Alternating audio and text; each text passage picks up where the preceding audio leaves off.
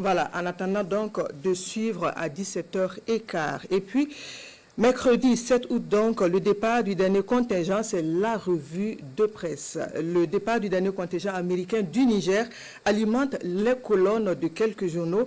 Bien avant, au plan national, les parutions du jour analysent la cérémonie de montée des couleurs à la présidence du Faso.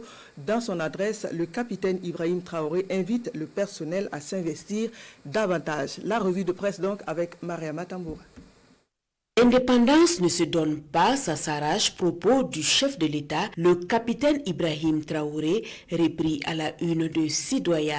Le journal de tous les Burkinabés rapporte que le président du Faso a présidé le mardi 6 août 2024 la cérémonie de montée des couleurs au palais présidentiel de Koulouba. À l'occasion, il a invité le personnel à s'investir davantage et à œuvrer chacun dans son domaine pour l'avènement d'une indépendance réelle de notre pays.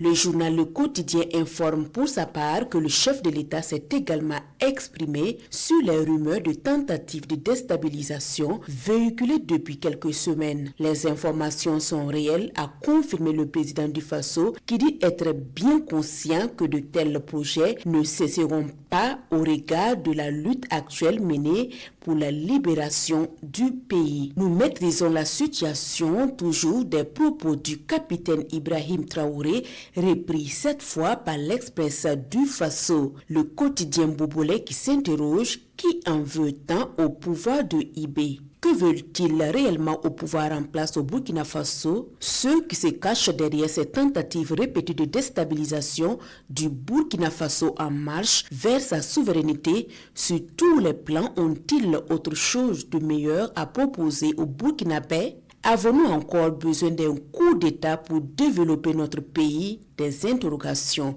de l'Express du Faso. Les parutions du jour font écho également du retrait de l'armée américaine du Niger. Goodbye Niger, écrit l'observateur Palga.